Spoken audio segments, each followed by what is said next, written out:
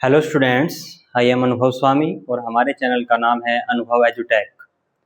Students, जैसे कि हमने क्लास 10th के चैप्टर लाइट की इससे पहले एक फर्स्ट क्लास की है, जिसमें हमने लाइट का इंट्रोडक्शन एंड उसकी प्रॉपर्टीज़ इन सभी टॉपिक्स को कवर किया था। तो एक बेटर अंडरस्टैंडिंग के लिए आपके लिए नेसेसरी होगा कि इस वीडियो को देखने से पहले आप क्लास 1 ज़रूर देखें। तो चलिए स्टार्ट करते हैं आज का टॉपिक। तो आज का हमारा टॉपिक है different theories on nature of light. जैसे कि मैं फर्स्ट क्लास में कह भी रहा था कि अगर हम क्लास 10th में लाइट को पढ़कर ये समझते हैं कि लाइट को हमने कंप्लीट उसके बारे में सीख लिया है, तो हम गलत होंगे। तो इसका थोड़ा आइडिया हमें आज हो भी जाएगा। तो एक लाइट के बारे में डिफरेंट साइंटिस्ट की अलग अलग टाइम पीरियड में क्या क्या ओपिनियंस रहे हैं, तो वो जानने के लिए हम आज के टॉपिक्स को पढ़ेंगे। ठीक है, और जो कि ऐसा नहीं है कि वो ओपिनियंस बेबुनियाद है, कि उनके पीछे कोई कॉन्सेप्ट नहीं है, कुछ लॉजिक नहीं है, वो ठीक है। तो चलिए समझते हैं क्या वो कॉन्सेप्ट्स हैं, क्या वो थ्योरीज हैं जो साइंटिस्ट ने लाइट के रिगार्डिंग दी थी।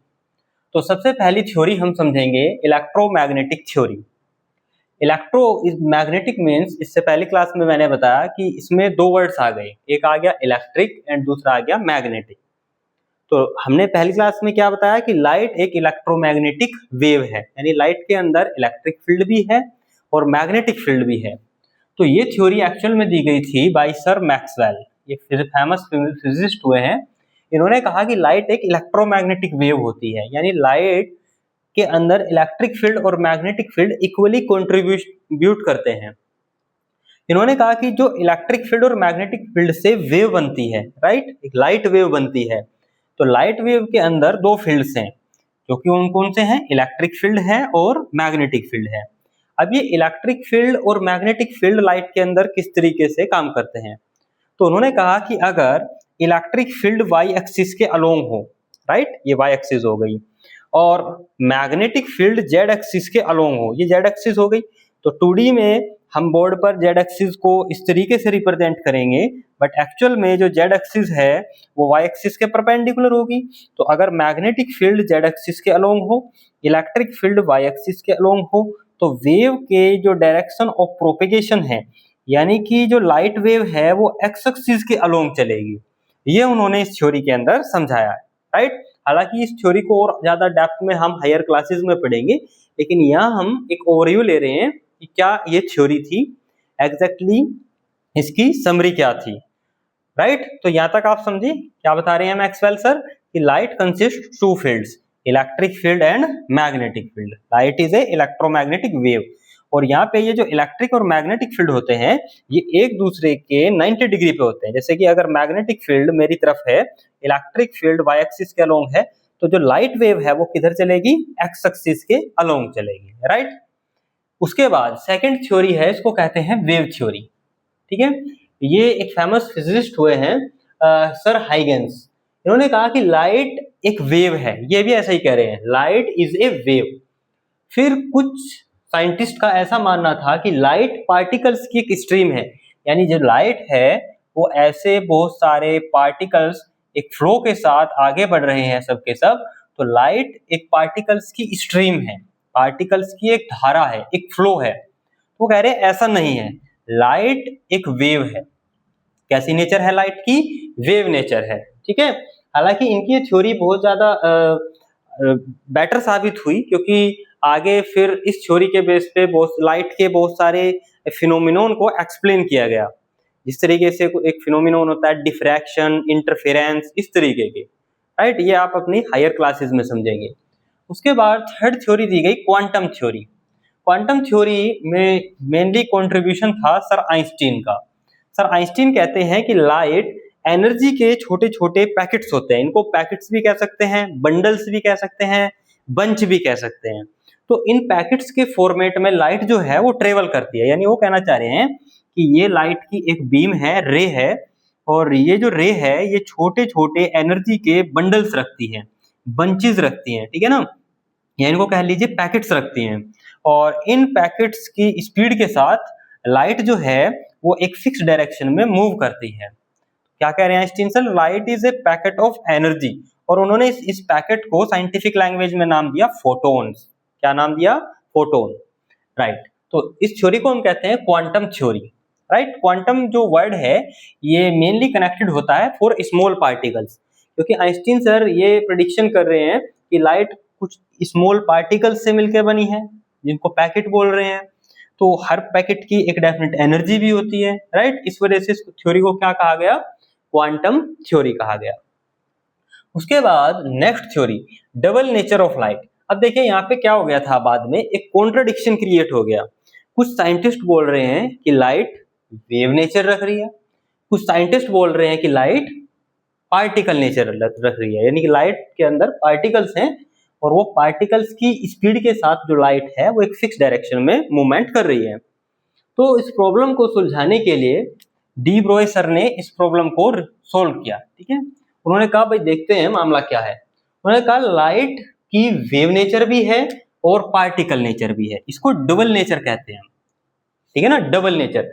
यानी कि लाइट के पास वेव नेचर भी है, यानी लाइट कुछ सिचुएशंस में वेव की तरह भी बिहेव करती है, और लाइट की पार्टिकल नेचर भी है, यानी लाइट कुछ सिचुएशंस में पार्टिकल की तरह भी बिहेव करती है। इसी वजह से इस थ्योरी को क्या कहा, इस नेचर को क्या कहा? डबल नेचर ऑफ लाइट, यानी दो तरीके की नेचर लाइट के पास है। अब देखिए वेव नेचर और लाइट नेचर का क्या सिग्निफिकेंस है, क्या इंपॉर्टेंस है। लाइट की कुछ फिनोमिनोन, जैसे कि आप अपने सिलेबस में ये दो फिनोमिनोन को पढ़ेंगे, एक पढ़ेंगे आप रिफ्लेक्शन और रिफ्रैक्शन। इनको हम वेव नेचर के बेस पे एक्सप्लेन कर सकते हैं, ठीक है ना। इनको हम पार्टिकल नेचर के बेस पे भी एक्सप्लेन कर सकते हैं, बट कुछ फिनोमिनोन इस तरीके की होती है जिनको हम वेव नेचर के बेस पर एक्सप्लेन नहीं कर सकते। जैसे कि ये आप अपने हायर क्लासेस में पढ़ेंगे, फोटो इलेक्ट्रिक इफेक्ट। मैं आपको इन शॉर्ट बता भी देता हूँ ये क्या होता है। फोटो इलेक्ट्रिक इफेक्ट कुछ इस तरीके से होता है कि हमारे पास ये एक मेटेलिक सरफेस है, ठीक है ना, ये मेटेलिक कोई हमारे पास कुवॉइड है और इसका ये ऊपर सरफेस हो गया। तो अगर हम एक डेफिनेट फ्रीक्वेंसी की रेडिएशन को ऐसे एक डेफिनेट फ्रीक्वेंसी की रेडिएशन को इस मेटेलिक सरफेस पर इंसिडेंट कराएं, इस मेटेलिक सरफेस पे गिराएं, तो रेडिएशन क्या करती है, यहाँ मेटेलिक सरफेस के एटम से कुछ इलेक्ट्रॉन्स को बाहर निकाल देती है, कुछ इलेक्ट्रॉन्स को मेटेलिक सरफेस से इजेक्ट कर देती है। तो इस इफेक्ट को हम कहते हैं फोटो इलेक्ट्रिक इफेक्ट। डिटेल में इसको हायर क्लासेस में समझेंगे। तो फोटो इलेक्ट्रिक इफेक्ट की जो एक्सप्लेनेशन है वो वेव नेचर से नहीं होती है, कौन सी नेचर से होती है? पार्टिकल नेचर से होती है, राइट। तो इस वजह से लाइट के पास दोनों ही तरीके की नेचर है, वेव नेचर भी है और पार्टिकल नेचर भी है। तो आई थिंक लाइट से रिलेटेड जो डिफरेंट थ्योरीज हैं वो आपको क्लियर हो गई होगी। आप चाहें तो इसे नोट कर सकते हैं या आप स्क्रीनशॉट ले लें, राइट। उसके बाद हम नेक्स्ट टॉपिक स्टार्ट करेंगे।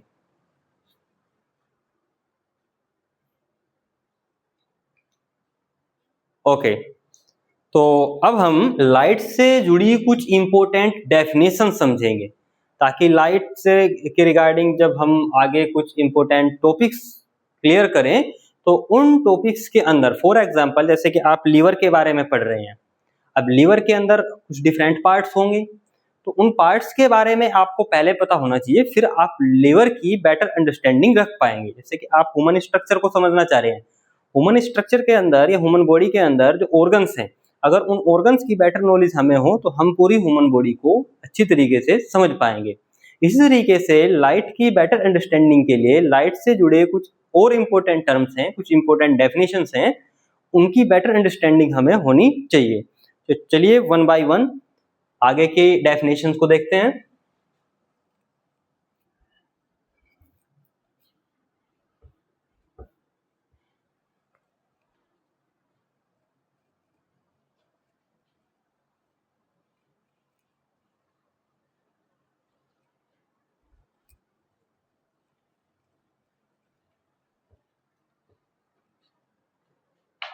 तो हेडिंग लिखेंगे डेफिनेशंस रिलेटेड टू लाइट। और सबसे पहली डेफिनेशन हम समझेंगे सोर्स, यानी जब भी कभी हमें कहा जाएगा लाइट का कोई सोर्स, ठीक है, तो इससे हमारा क्या मतलब होगा। एक्चुअली इससे पहली क्लास में मैं इस पॉइंट पर डिस्कशन कर चुका हूँ, ये समझा चुका हूँ कि सोर्स ऑफ लाइट का मतलब क्या है। एक्चुअल में हमारे पास सोर्स ऑफ लाइट का मतलब होता है ल्यूमिनियस सोर्स।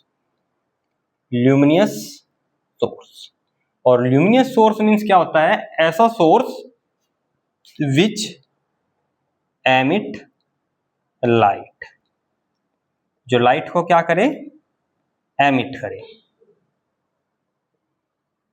जैसे कि सन, candle, stars, bulb, etc।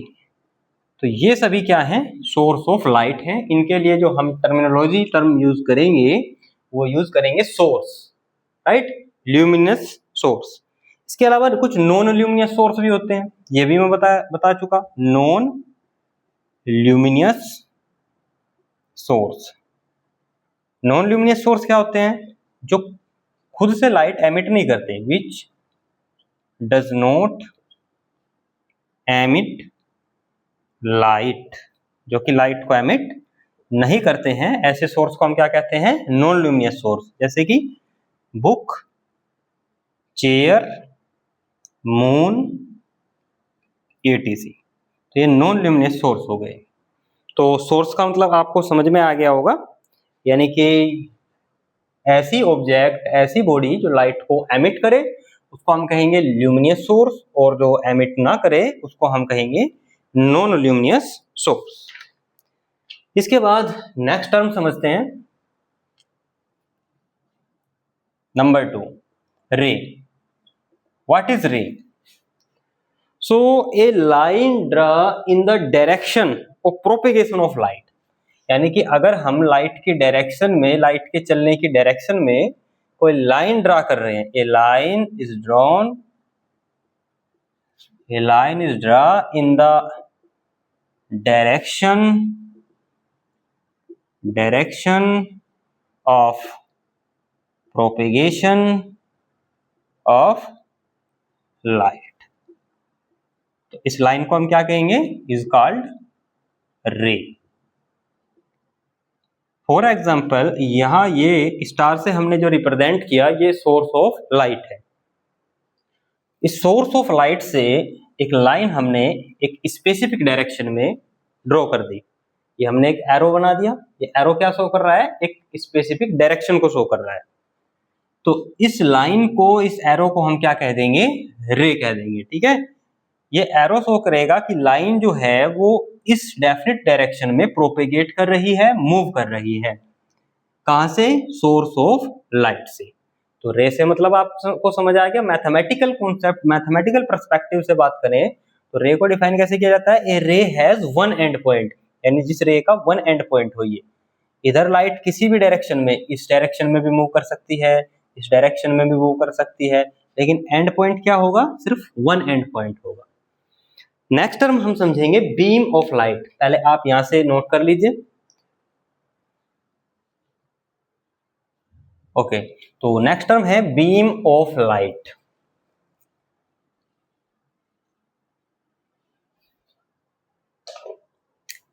Beam of light. Beam, what is beam? Beam means bunch of rays, ठीक है ना। अगर हम वो सारी रेज का एक बंच, एक ग्रुप, एक सेट दिखा दे तो उसको हम क्या कह देंगे, बीम ऑफ लाइट कह देंगे। जैसे कि बीम ऑफ लाइट के कुछ टाइप्स हैं। जैसे कि फर्स्ट टाइप होता है parallel beam of light. Parallel beam of light में जो लाइट रेज हैं वो सभी क्या होनी चाहिए, पैरेलल। अगर सभी रेज पैरेलल हैं तो इसे हम कहेंगे पैरेलल बीम ऑफ लाइट। ये कैसी बीम हो गई है, पैरेलल बीम ऑफ लाइट। ये सारी की सारी रेज जो हैं वो एक दूसरे के पैरेलल हैं और सेम डायरेक्शन में है, तो इसे हम पैरेलल बीम ऑफ लाइट कहेंगे। दूसरे तरीके की बीम ऑफ लाइट कैसी होती है, ये देखिए, second is convergent beam of light. What is convergent? Convergent means कि सभी की सभी लाइट रेज एक फिक्स्ड पॉइंट पे फोकस हो रही हो, एक फिक्स्ड पॉइंट पे आकर के मीट कर रही हो, तो ऐसी बीम ऑफ लाइट को हम कहते हैं convergent beam of light. For example, ये फर्स्ट रे हो गई, ये सेकंड रे हो गई, ये थर्ड रे हो गई, ये फोर्थ हो गई। तो ये सभी रेज जो है एक फिक्स्ड पॉइंट पे आकर के कलेक्ट हो रही हैं, मीट कर रही हैं। तो ऐसी बीम ऑफ लाइट को हम क्या कहेंगे? कन्वर्जेंट बीम ऑफ लाइट कहेंगे। Third, divergent beam of light. Diverge मतलब होता है स्प्रेड आउट हो जाना, फैल जाना, बिखर जाना। तो डाइवर्जेंट बीम ऑफ लाइट किस तरीके की होगी? फॉर एग्जांपल, यहाँ पे कोई सोर्स ऑफ लाइट है और सोर्स ऑफ लाइट से जो लाइट रेज हैं वो डिफरेंट डायरेक्शंस में मूव कर रही हैं, स्प्रेड कर रही हैं।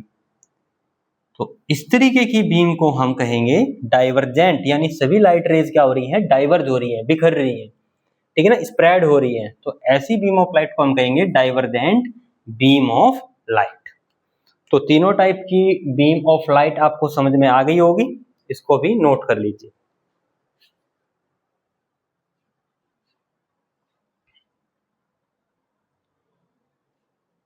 ओके, नोट कर लिया।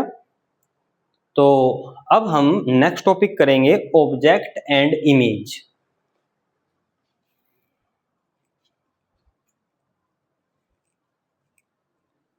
Object and image.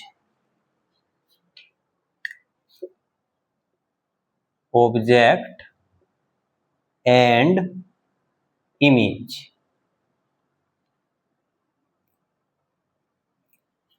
ठीक है। So what is object and what is image? देखिए, ऑब्जेक्ट जो टर्म यहाँ पे यूज किया जा रहा है वो हर उस living and non living thing के लिए यूज किया जा रहा है जिसकी इमेज बन सकती है।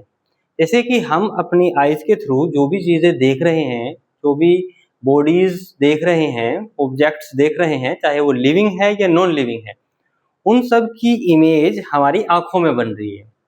तो उन सभी ऑब्जेक्ट्स के लिए, उन सभी थिंग्स के लिए वर्ड क्या यूज कर रहे हैं? ऑब्जेक्ट यूज कर रहे हैं। जैसे कि फॉर एग्जांपल, मैं कुछ भी देख रहा हूँ, राइट, वो कैसे दिखाई दे रहा है? हमारी आंखों में उसकी इमेज बन रही है। तो जो हमें दिखाई दे रहा है साइंटिफिक लैंग्वेज में, यहाँ हम उसके लिए एक कॉमन वर्ड यूज कर रहे हैं, ऑब्जेक्ट। और ऑब्जेक्ट की क्या बनेगी? इमेज। जैसे कि हम लोग डेली लाइफ में ऑब्जर्व करते हैं, मिरर के सामने हम खड़े हों तो मिरर में हमें अपनी बॉडी की क्या दिखाई देती है? इमेज। या फिर दूसरी ऑब्जेक्ट्स की भी इमेज दिखाई देती है, राइट। तो इमेज का मतलब क्या है यहाँ पे? देखिए, जो इमेज होती है ये एक तरीके का, हम समझ लीजिए, ये दो टाइप्स की होती है। एक होती है रियल इमेज फर्स्ट, और सेकंड होती है virtual image. Virtual image, image means कि जो चीज, ये कहने के लिए यहाँ पे बोल दिया रियल इमेज, वर्चुअल इमेज, तो टर्म्स में डिफरेंस डालने के लिए, ठीक है ना। बट इमेज लाइक दैट एक इल्यूशन, ठीक है ना, जिनको हम रियल में कैप्चर नहीं कर सकते। तो ऐसी एक एपियरेंस, ठीक है ना, एक ऑप्टिकल एपियरेंस, यानी कि जो लाइट की हेल्प से हमको दिखाई दे रही है, हमको महसूस हो रही है, एक ऐसी एपियरेंस को हम क्या कह रहे हैं? इमेज कह रहे हैं। तो इमेज के लिए बेसिकली हमें जो वर्ड यूज करना चाहिए वो क्या होना चाहिए? एक ऑप्टिकल एपियरेंस।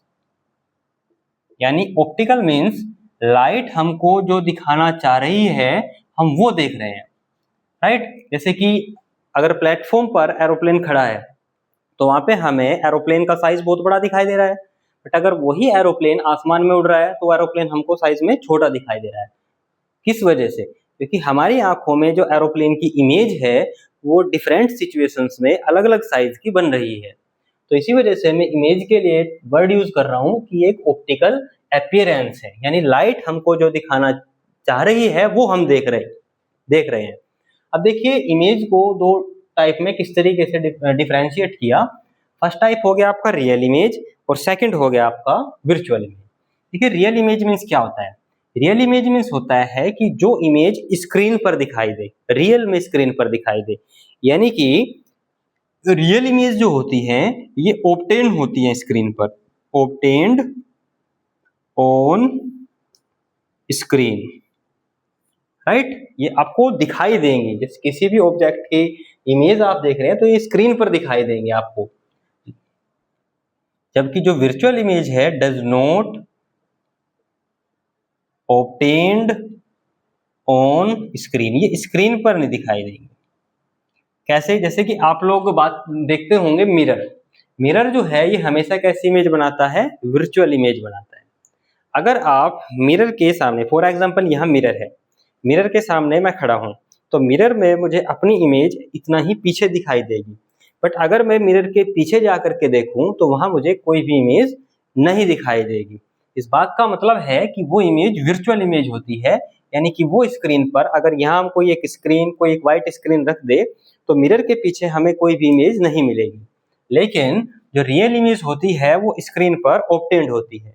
अब रियल इमेज स्क्रीन पर ऑब्टेन्ड कब होती है? जब बहुत सारी रेज, जैसे ये फॉर एग्जांपल रेज अगर एक्चुअल में मीट कर रही हैं किसी पॉइंट पर, जैसे कि ये सभी रेज क्या कर रही हैं? इस पॉइंट पर मीट कर रही हैं। तो जब सारी रेज एक्चुअल में किसी पॉइंट पर मीट कर रही होती है तो वहां ऑब्जेक्ट की इमेज कैसी बनती है? रियल इमेज बनती है। बट अगर सिचुएशन कुछ इस तरीके की हो कि रेज किसी पॉइंट पर एक्चुअल में मीट ना कर रही हो, रेज एक्चुअल में मीट ना कर रही हो, फॉर एग्जांपल कि हमारे पास कोई एक मिरर है, ठीक है ना, इस टॉपिक को डिटेल में हम आगे पढ़ेंगे, और इस मिरर के थ्रू कोई रे जो है वो इस तरीके से यहाँ से पास हो रही है, ऐसे रिफ्लेक्ट होकर के, ठीक है ना, और फिर हम एज्यूम कर ले कि कोई रे जो है वो इस तरीके से जा रही हो, ठीक है ना। एक दूसरे एग्जांपल से समझते हैं इस पॉइंट को, यानी कि एक रे जो है वो कुछ इस तरीके से जा रही हो, एक रे जो है ये कुछ इस डायरेक्शन में जा रही हो, तो ये रेज इस डायरेक्शन में कहीं भी मीट नहीं कर रही हैं। बट अगर हम इन दोनों रेज को पीछे की तरफ बढ़ाएं तो ये ऐसा लगेगा कि पीछे कहीं पर मीट कर रही हैं, बट एक्चुअल में नहीं कर रही हैं। तो इस वजह से ऐसी सिचुएशन में जो इस पॉइंट पर इमेज बनेगी ये एक्चुअल में यहाँ पे इमेज नहीं होगी, ठीक है ना, बट हमको सिर्फ महसूस होगा, अपीयरेंस होगा कि इमेज बन रही है। तो ऐसी इमेज को हम कहेंगे वर्चुअल इमेज। क्या कहेंगे? वर्चुअल इमेज कहेंगे। तो रियल इमेज में जो होती हैं वो स्क्रीन पर ऑब्टेन्ड हो जाती हैं, जबकि जो वर्चुअल इमेज होती है वो स्क्रीन पर ऑब्टेन्ड नहीं होती है। ये फर्स्ट पॉइंट। सेकंड पॉइंट क्या होगा कि जो रियल इमेज है इनमें रेज आपको एक्चुअल में मीट होती हुई मिलेगी, यानी रेज एक्चुअल में मीट हो रही होंगी एक पॉइंट पे आकर के। लेकिन जो वर्चुअल इमेज होती है, वर्चुअल इमेज में रेज एक्चुअल में मीट नहीं हो रही होती है, ये हमेशा ध्यान रखना। इसके बाद जो रियल इमेज होती है, रियल इमेज जो होती है, ठीक है, रियल इमेज इन्वर्टेड होती है हमेशा, यानी कि ये इमेज उल्टी बनती है। जो भी इमेज आपको उल्टी दिखाई दे वो कैसी है? रियल इमेज है। वर्चुअल इमेज कैसी होती है? हमेशा वर्चुअल इमेज होती है इरेक्ट, सीधी होती है। जब मिरर के सामने आप खड़े होते हैं तो आपको अपनी इमेज कैसी दिखाई देती है? सीधी। ऐसा तो नहीं है कि लेग्स ऊपर आ गए और हेड आपका नीचे चला गया, नहीं, सीधी दिखाई देती है। तो ऐसी इमेज को हम कहेंगे वर्चुअल। ये पॉइंट अपने दिमाग में बिल्कुल फिट कर लें कि रियल इमेज होती है इन्वर्टेड, यानी कि उल्टी होती है, और वर्चुअल इमेज कैसी होती है? सीधी होती है, इरेक्ट होती है, राइट। तो उम्मीद है ये आपको समझ में आ गया होगा। जो रियल इमेजेस होती हैं ये मिरर के सामने बनती है हमेशा, ठीक है ना। यहाँ पे मैं लिख देता हूं, real image formed in front of mirror, mirror के सामने, इन फ्रंट ऑफ मिरर। लेकिन जो वर्चुअल इमेज होती हैं ये मिरर के पीछे बनती है। जिस तरीके से जब हम मिरर के सामने खड़े होते हैं तो हमारी इमेज कहाँ दिखाई देती है? मिरर के पीछे। जितना दूर हम मिरर से के सामने होंगे उतना ही पीछे हमको इमेज दिखाई देगी। तो यहाँ पे क्या पॉइंट बना? Virtual image formed behind the mirror, mirror के पीछे ये इमेज बनती है, बिहाइंड द मिरर, राइट। तो ये कुछ इंपॉर्टेंट कॉन्सेप्ट्स हैं इमेज से रिलेटेड, जो इंपॉर्टेंट पॉइंट्स लिखे हैं इनको नोट डाउन करिएगा। और आज के जो टॉपिक्स हैं वो यहीं तक हम रखेंगे आज। इनको अच्छी तरीके से रिवाइज कीजिएगा और नोट्स आप जरूर प्रिपेयर कीजिएगा, राइट। तो मिलते हैं एक नए टॉपिक के साथ नई वीडियो में। Okay, thank you very much.